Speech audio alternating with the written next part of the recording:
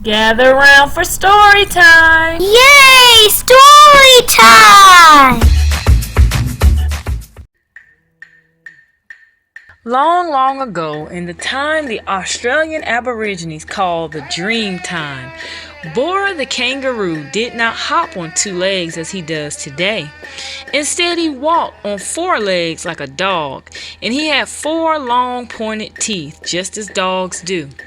One bright starry night, as Bohra was nibbling on grass and tender leaves, he heard the sound of singing. Looking up, he saw the red glow of many campfires twinkling through the darkness. Filled with curiosity, Bohra crept closer. When he drew near, he saw that the fires were arranged in a circle, and within the circle of fires, men were dancing.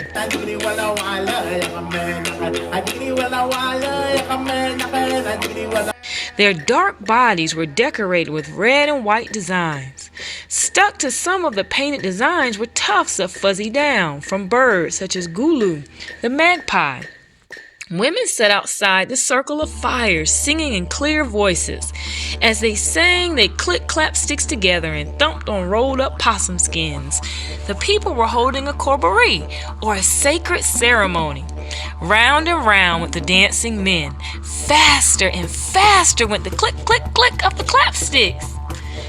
Louder and louder went the thump-thump-thump of the possum skins. The fires flickered in the darkness, and overhead the stars sparkled and the Milky Way stretched across the sky like a bright glowing river. As Bohra watched, he grew more and more interesting. The clicking and the thumping excited him. The singing and the dancing thrilled him.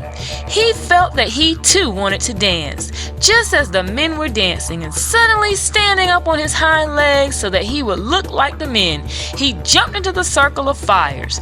Balancing himself with his tail, he began to hop behind the dancers. At the sight of him, the women stopped singing and began to shriek and point. And the men stopped dancing and looked to see what the trouble was. When they saw Bohra standing on his hind legs trying to imitate them, some were angry. "Kill him!" they shouted, but others said, No, let us see him dance." The women were told to start their singing again, to beat the possum skins and to click their clapsticks. And as they did so, the men began to dance, and after them, at the end of the line, came Bohra. He was hopping on two legs and trying to do what the men did. And as the men danced, they turned their heads to watch Bohra. Soon they began to grin and chuckle, and Bohra looked very funny hopping around so seriously, a timid expression on his face and his tail leaving a snake-like track behind him. Finally, the men were laughing so hard they had to stop dancing. Then one of the men had an idea. He led the others out of the circle and into the surrounding darkness. There he had them gather bundles of long grass. He told them what he wanted them to do, and the men quickly went to work. And after a time, the men called to the women to pile more wood on the fires and start their singing. And as the fires rose higher and higher, the women clicked their clapsticks, thumped on the possum skins, and raised their voices in song. Then the line of painted men came back into the circle of fires, but now hanging from the backs of their belts were long crude tails of woven grass.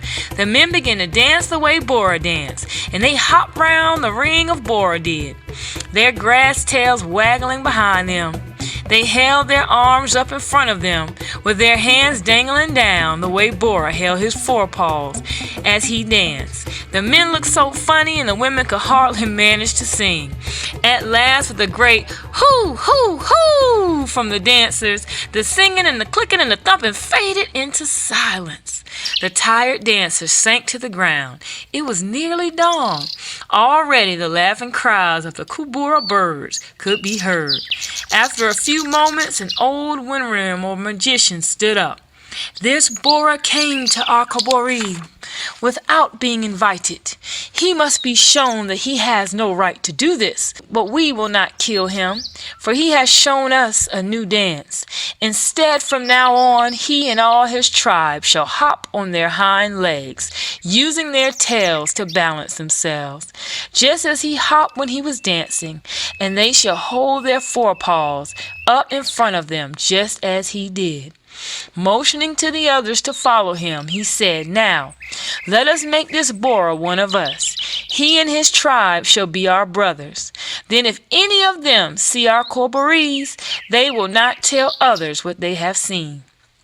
The men took Bohra into the trees, away from the fires and the women. There they performed the ceremony that made him a member of their tribe. It was the same ceremony that their young boys went through when they came of age. As part of the ceremony, the Wernanoon took a boomerang and knocked out Bohra's long pointed teeth.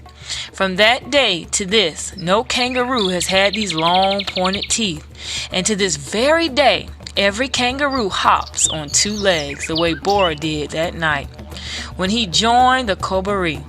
And ever since that time, when the people of the Bohra tribe have a corboree, they put on tails made of woven grass.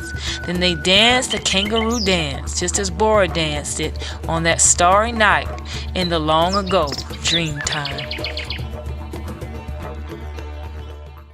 Bye. Thanks for visiting.